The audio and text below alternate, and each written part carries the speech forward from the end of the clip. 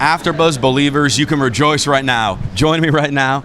The one, the only Bo Dallas. How are you, sir? Good. Thank you so much for having me. Oh, thank you. Thank you for being here. I mean, it's been quite the year for you. I mean, let's go. Longest reigning NXT champion ever. Going on WWE, Raw, SmackDown. Had the most remarkable, most breathtaking streak that in recent memory. I mean, what has this year been like for you? This year has been absolutely unbelievable.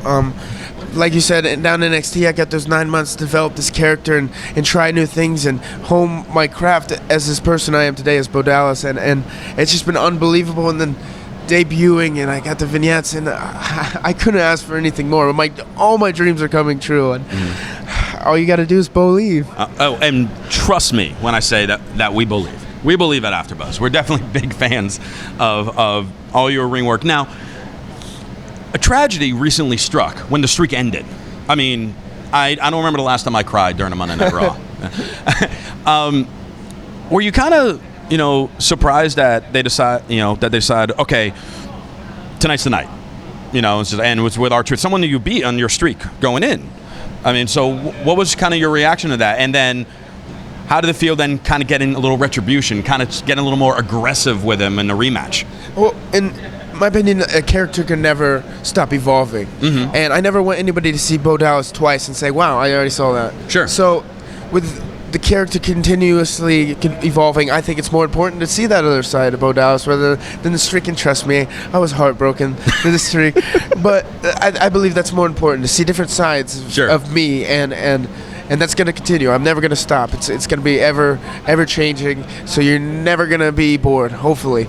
Yeah. So hopefully I can stay true to that. I don't want to set myself up. No. One thing that I was thinking of when seeing Bo Dallas on TV, it actually kind of reminded me of back several years ago the Matt Hardy version 1 with the Mattitude followers. I'm ready to see some believers, like you kind of bringing some people along with you. How would that feel if you kind of got to bring people under your wing to guide them to greatness?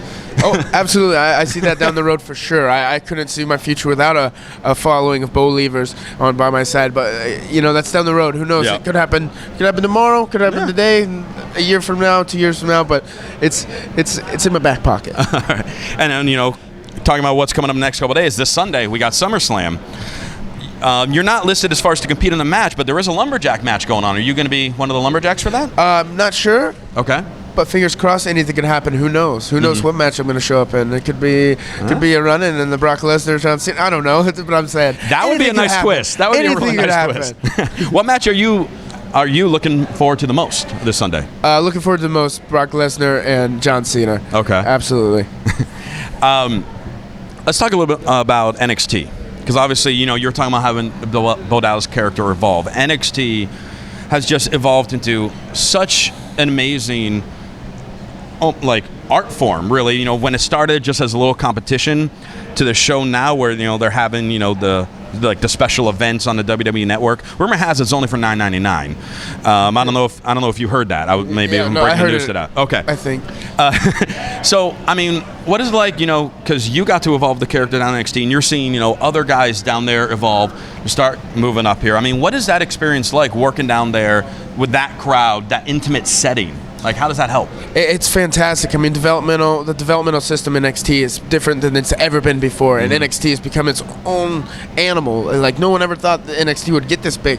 People watch it. They love it. There's so much cool stuff going on down there, and it's an amazing platform to grow and find yourself as a character and a performer, and it makes it so much easier to make that jump from that setting to the big stage, Raw and SmackDown, because everything that goes into the production value, it's not much different. A lot goes into that, and a lot of passion, and it just makes it so much easier. And yeah, it's different, but when you come up here, in my opinion, I think that what works down there will work up here as long as you stay true to yourself and don't vary from what works, and just continue to do what you're doing down there. If it works, do it up here, and it'll be fine.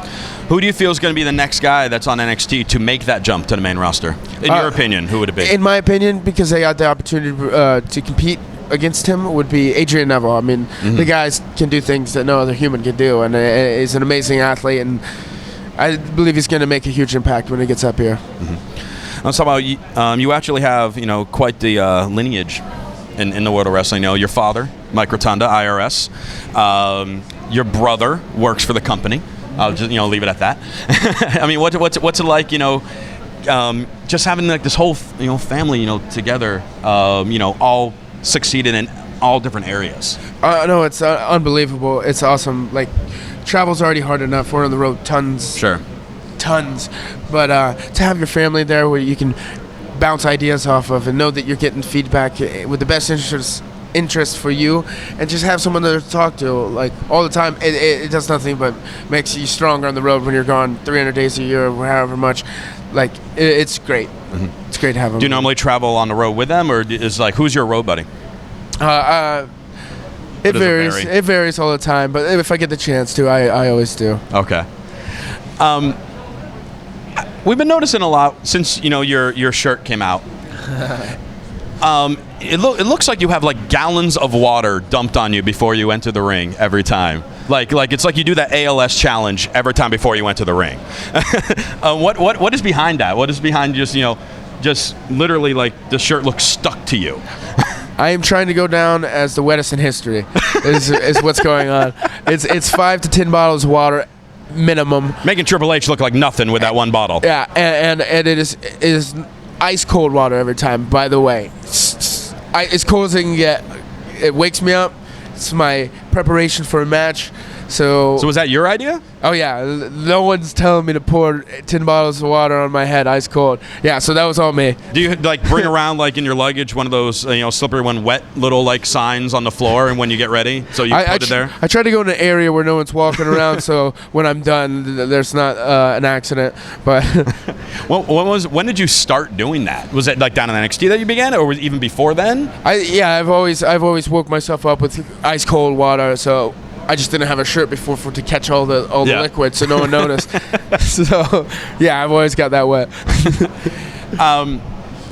Again, you've been on the roster, for a few months now.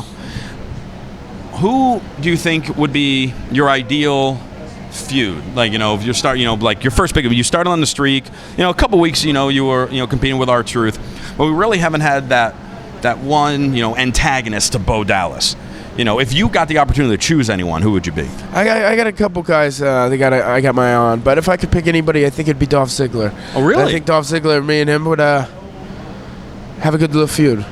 So if he pulls off the win this Sunday and possibly wins the Intercontinental Championship, then you're gonna have your eyes right on him at that point, aren't you? Absolutely. Yeah, I mean, Miz came over here earlier. He was showing us the title. He actually, I'm not gonna lie, he let me hold it. It kind of got a little excited for that as a lifelong fan. I was just like, hey.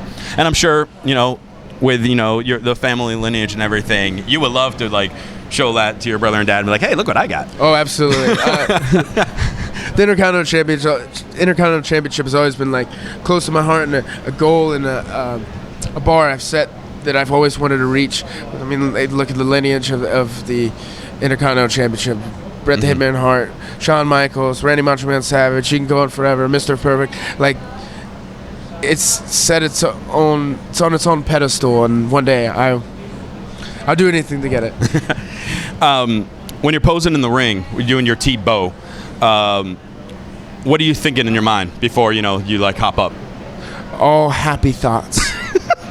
Nothing but positive thinking in there. Just butterflies and rainbows and beautiful babies smiling. So it's just positive thoughts. Mentally preparing myself for the match. That's awesome. And this Sunday, I've been asking a lot of the guys here. Do you feel that you're on Team Steph or Team Brie? Because Brie Bella she's going against the boss. She's going against the authority. It's kind of like walking on pins and needles with that one. Okay, since other people are going to see this, yeah, I'm all for Stephanie McMahon.